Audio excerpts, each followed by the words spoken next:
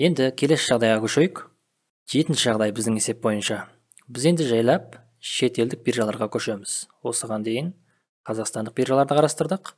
Енді сол шетелдік биржалардың өзіне төте шығу арқылы бағалы қағаздарды сатып алған жағдайда не істейміз? Солармен танысамыз. Біріншісі, шетелдік эмитенттердің бағалы қағаздарын сол шетелдік биржа арқылы сатып алған жағдайда не істейміз? Мысалға, сізде Interactive Brokers, TD Ameritrade, немесе өзіміздің Freedom Belize, Freedom Global, солардан брокерлік шот ашу арқылы сатып алған болсаңыз, онда сіз сол биржалардың өзіне төте шығу арқылы сатып алған болып есептелесіз.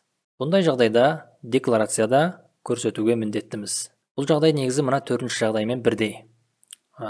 Екеуін бірдей деп есептесеңіздер болады. 4-ші жағдайда тек қана өзіміздің биржадан сатып алынды, 7-ші жағдайда шетелдік биржадан сатып алынды. Бірақ екі жағдайда да эмитент шетелдік.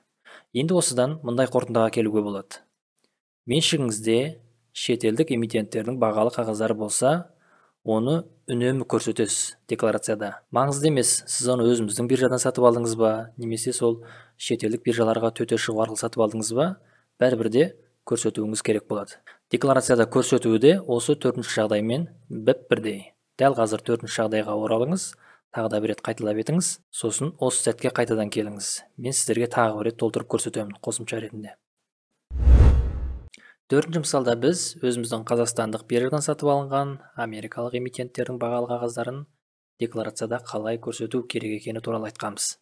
Енді осыған толықтыру ретінде шетелдік эмитенттердің бағалы қағаздарын шетелдік биржа арқылы сатып алғанда қалай болады, соны қарастырайық. Мысалға мындай болсын. Сіздің меншігіңізде мына екі акциядан тыс тағы да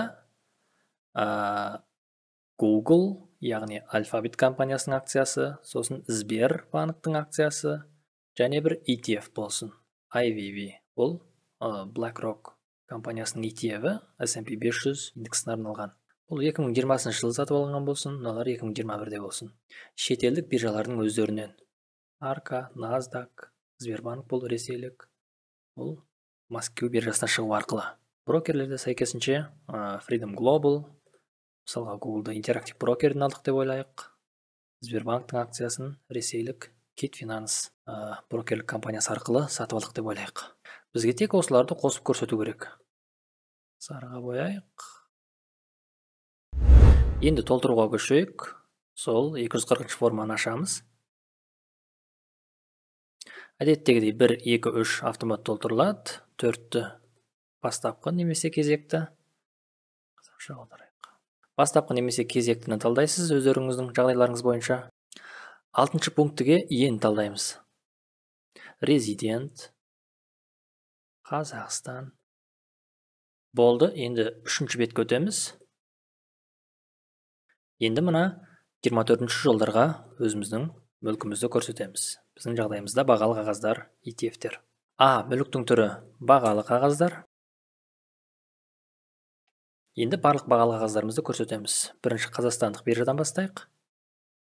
Apple, бұл Америка болады. Мемлекеттің коды B, Америка, USA, Америка құрама штаттары.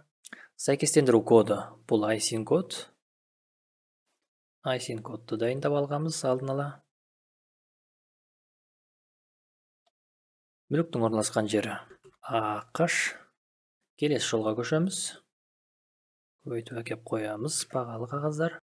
Бізде екінші бағалы қағаз Starbucks болған. Ол да америкалық. ISIN кодын бірден көшіріп алайын.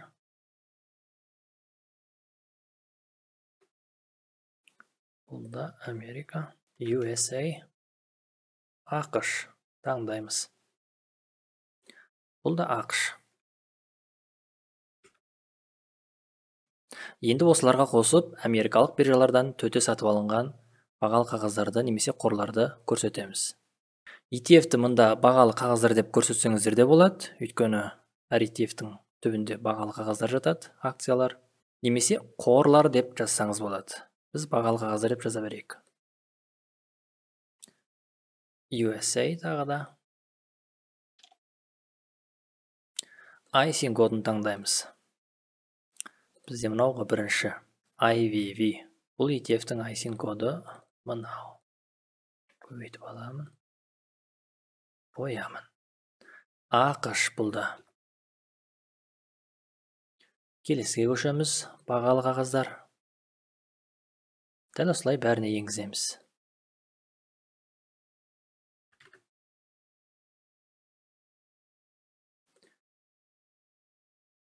Төртіншісі бізде Google болған. Google'дың ISIN кодына кеп қоямын. Бұл да ақшта. Соңғысы. Бұл бізде Сбербанк болған. Бұған Россия таңдаймыз. ISIN кодына кеп қоямыз. Бұл Ресей Федерациясы. РФ. Болды, енгіздік. Төртінші жағдаймен бірдей. Мұнда 10 түрлі қағазды көрсете аласыздар. Оған сыймағанын негізгі декларацияны тапсырып болғаннан кейін келесісін қосымша деп талдайсыз да, қалған, сыймай қалған активтеріңізді көрсетесіздер. Ол туралы бұрын айтқанмын. Болды, енді мемлекеттік кірістер органының кодын енгізіп, тапсырысқа жіберу ғана қалды. Әдеттегідей толтыруын тексереміз. Қателік жоқ. Ары қарай жіберуге дайын болсаңыз, МКО-ға жіберуді басып жібересіз.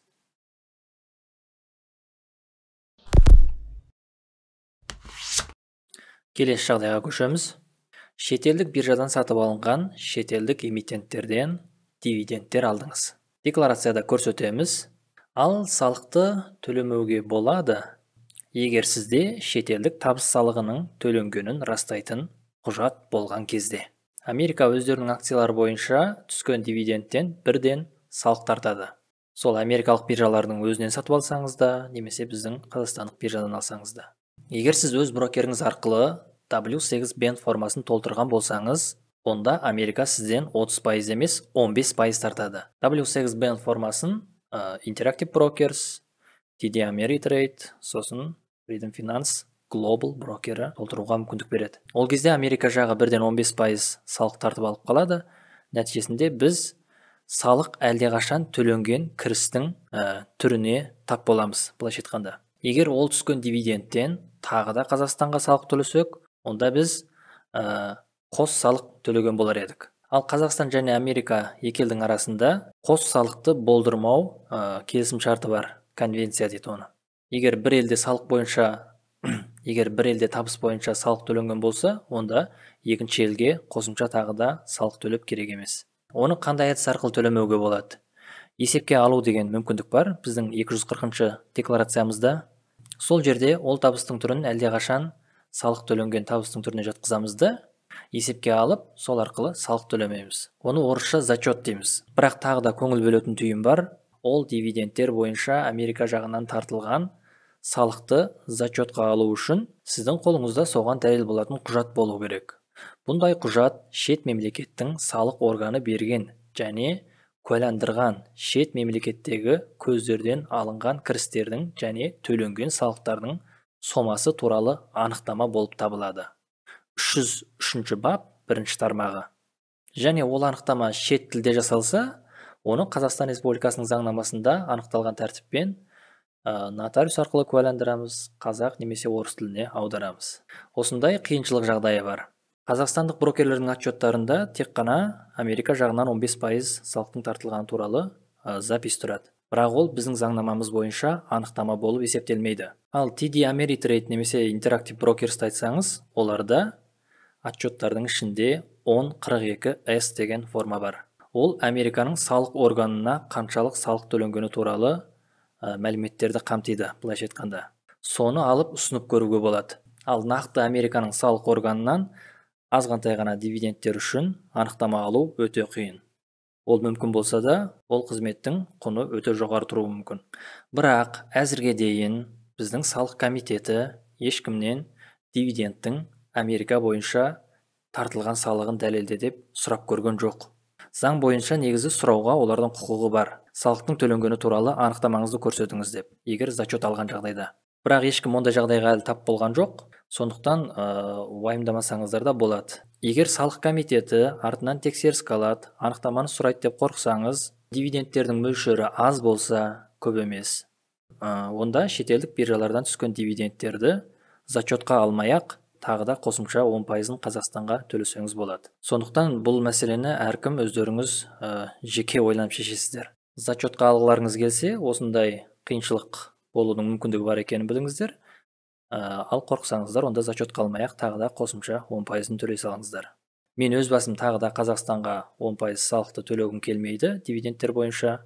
Зачетқа аламын, егер салық комитеті жағынан тексеріс келіп жатса, анықтаманы талап етіп жатса, Interactive Brokers бойынша 10.42S отчетін беремін. Ал қазақстандық брокерлер бойынша, мысалға Freedom Global, Freedom Belize сияқты, олардың тек қана отчет брокері. Соларды ұсынып көремін. Мүмкін оларды салық комитеті анықтама ретінде мойындайтын болар, немесе мойындамайтын болар. Мойындамаса, олар қандай аргумент айтады маған? Маған сол қызық жалпы. Өйткені бұл кішкентай заңның бір қисық түйіні деп айтамыз ба, сондай. Осындай жеке инвесторлардың мүддесін есептемеген. Бұл тармақшалардың бәрі кейін өзгеруі мүмкін менің ойымша. Мойындамаған жағдайда олар қандай аргумент айтады, қандай жаза қолданады, штраф сала ма, жоқ әлде қайтадан қосымша форманы тапсыртып, 10%-ын қосымша тағы төлете ма? Сол жағдайлар маған қызық жалпы. Ондай болып жатса, менің басымда тіпті де жақсы. Кейін сіздермен опытыммен бөлісем. Ал әзірше біздің салық комитеті аздаған дивидендтер үшін ешқандай анықтаманы ешкімнен сұрап көрген жоқ. Міне осындай жағдай бар.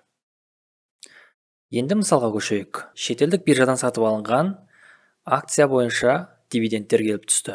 Мысалға Starbucks болсын. Starbucks Interactive Brokers арқылы сатып алынған, яғни биржа Nice. Төлем күні мынандай, акцияның саны 60, доллар бойынша түскен дивидендтің сомасы мынандай. Бұл жерге дивидендтің бүтін сомасын аламыз. Американың тартып қалған 15% салығын алып тастамаймыз. Сол күннен бір күн бұрынғы курсқа көбейтеміз, теңгеге айналдырамыз. Тағы да басқа акциялардан түскен дивидендтер болса, бәрін көрсетесіз. Әр ел бойынша бәрін бірге қосып топтайсыз. Біздің жағдайда тек қана біреу болсын. Енді толтыруға көшейік. Сол 240 форманы ашамыз. Қазақшаға аударып алайық. Бірінші, екінші, үшінші автомат толтырылды. Төртінші бастапқы немесе кезекті. 6-шы пунктыға аны талдаймыз. Президент, азаматтық Қазақстан. Және 11-ші пунктыға екінші қосымшаны белгілейміз. Енді осы екінші қосымшаның бірінші бетіне өтеміз. Ол мында. Енді осылар толтырамыз. B елдің коды, USA, Америка құрама штаттары. C кіріс түрінің коды, дивиденд бойынша кіріс түрінің коды 2100. D валютаның коды, Америка доллары. Енді дивидендтердің жалпы қосындысын көрсетеміз, әр ел бойынша. Сол елдің валютасы бойынша және өзіміздің ұлттық валютамыз бойынша. Бірінші сол елдің валютасы бойынша көрсетейік. Біздің жағдайда қанша болды? Мында. 29 доллар 40 цент бопты. 29 деп дөңгелектейміз, немесе 30 деп дөңгелектеуге болады. Енді ұлттық валютамыз бойынша қанша болды? Оны да есептеп қойғамыз. 12.377.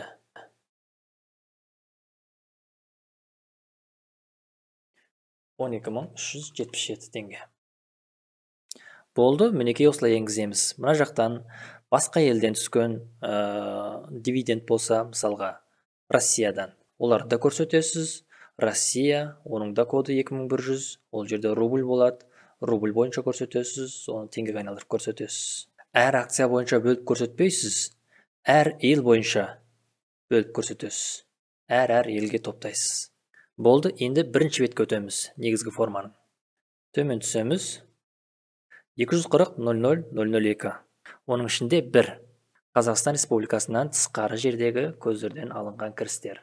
Осы жерге дивидендтің сумасын көрсетеміз. Барлық дивидендтердің. Қазақстан Республикасынан тысқары жерден түскен дивидендтердің барлық қосындысын. Бізде біреу ғана болған. Так, 12377.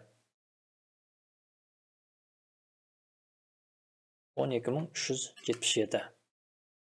Енгіземіз. Жоғарғы жол автомат толтырылды. Енді екінші бетке өтеміз. Мұнда D бар, дивидендтер түріндегі кіріс. Бұған да сол соманы көрсетеміз. 12377 біздің жағдайда. Енді төмен кеттік.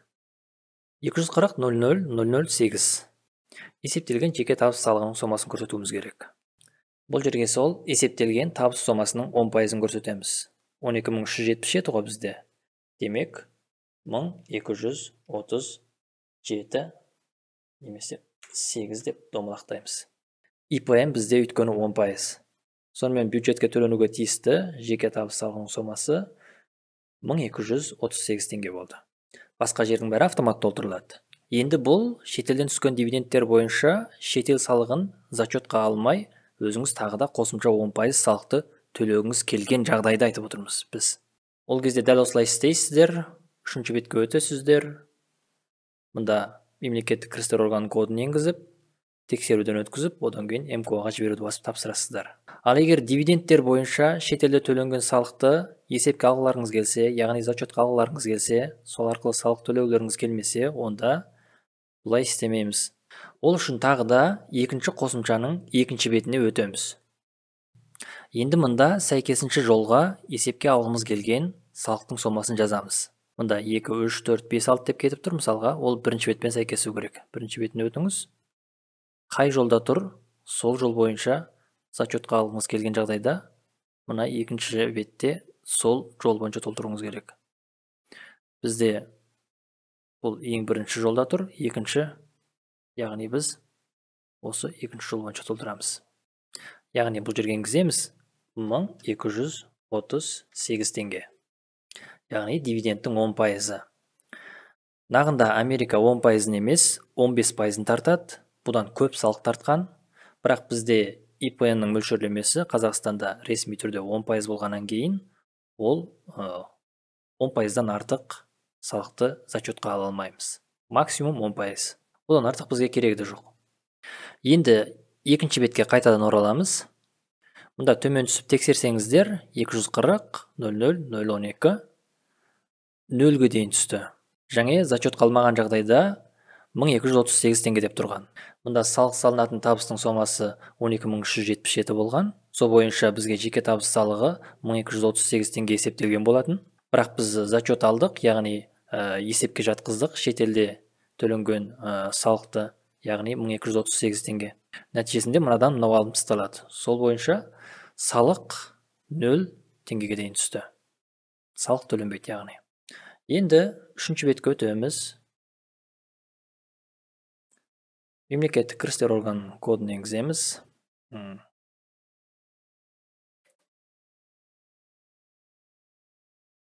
Тексеруден бір рет өткіземіз. Қателік жоқ, керемет. Ары қарай тапсыруға дайын болсаңыз, МКО-ға жіберуді басып тапсырасыз. Мінекей болды, зачетқа алу деген осы. Зачетқа алмай-ақ 10%-ын төлеуіңізге болады, немесе осылай зачетқа алып, ештеңе төлемеуіңізге болады. Зачетқа алған жағдайда салық комитеті жаңағындай анықтаманы сұрап қалу мүмкіндігі бар. Оған дайын болуыңыз керек.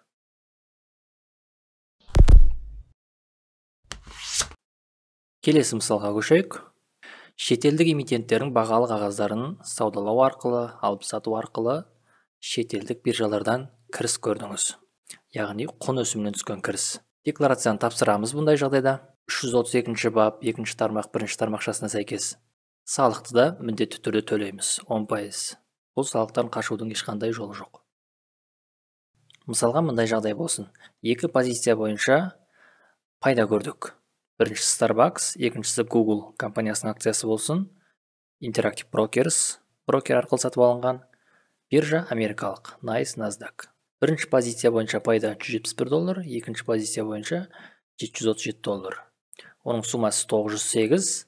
Оларды ұлттық валютаға айналдырамыз. Әр сделканың жабылған күні бойынша курсты анықтап, соған көбейтіп, оны теңгеге айналдырамыз. Және теңге бойынша қосындысын шығарамыз. Бірінші позиция бойынша пайда 73.530 болды. Екінші позиция бойынша 313.225. Екеуінің қосындысы 386.755. Төленетін салықтың сомасы осы соманың 10%, яғни 38.675 теңге. Енді толтыруға көшейік. 240 форманы ашамыз. Қазақшаға аударамыз. Бірінші, екінші, үшінші пункт толтырылды. Төртіншіні кезекті немесе бастапқы. Алтыншыға аны талдаймыз. Мүліктік және басқа кірістер алған жеке тұлға. Резидент, азаматтық Қазақстан. 11-ші пунктыға екінші қосымшаны көрсетеміз, өйткені бұл қосымша бізге керек болады. Бірден осы қосымшаға өтеміз, бірінші бетіне. Енді мына жолдарды толтырамыз. B елдің коды USA. Америка құрама штаттары. C кіріс түрінің коды. Құн өсімі бойынша түскен кірістің коды 2060 болады. Осыны талдаймыз. D валютаның коды. Доллар үшін бұл 840 болады. Доллар. Енді шетелдік мемлекеттегі көздерден түскен кіріс сомасы шетел валютасы бойынша. Шетел валютасы бойынша соманы көрсетеміз. Бізде 908. 908. Енді шетелдік мемлекеттегі көздерден түскен кіріс сомасы ұлттық валютада теңге бойынша көрсетеміз. Бізде теңге бойынша 386.755. 386.755. Осылай кірістерді қосып көрсетеміз. Әр ел бойынша, валюта бойынша. Мысалға, тағы да Россиядан түскен пайда болса, Ресейдің қағаздарын сол ресейлік биржа арқылы сату арқылы, онда мен жерге Россия деп 2060 деп енгізіп, рубль деп енгізіп, сол сделкалар бойынша түскен пайданың қосындысын көрсетеміз, және өзіміздің ұлттық валюта бойынша пайданың қосындысын көрсетеміз. Біздің жағдайда тек осындай. Енді бірінші бетке өтеміз. Төмен түсеміз. 240.00.001. Оның ішінде 1 құн өсімінен түсетін кіріс. Оның ішінде B Қазақстан Республикасының шегінен тыс жердегі орналасқан мүлікті өткізуден түсетін кіріс. Мінекей қараңыздар, автомат түрде енді бұрын қолмен енгізуге тура келетін. Екінші қосымшадағы мәліметті автомат түрде алып тұр. Мына жерге негізі 332.2.1-ді көрсетуіміз керек. Қосу, жүктені басу. 332.2.1. Осыны талдаймыз, таңдаймыз. Енді осыған сол соманы енгіземіз. 386.755. Сақтау. Ал мына бірінші және негізгі жол, олар автомат түрде толтырылады. Енді екінші бетке өтеміз. 240.00.008. Есептелген жеке табыс салығының сомасын өзіміз енгізуімізге тура келеді. Бұған осы соманың 10%-ын енгіземіз. Яғни 38.676 деп дөңгелектейік. Болды, қалған жердің бәрі автомат түрде толтырылады. Нәтижесінде бюджетке төленуге тиіс жеке табыс салығының сомасы 38.676 теңге болды. Ары қарай тек қана үшінші бетке өтіп, мемлекеттік кірістер органының кодын енгізіп,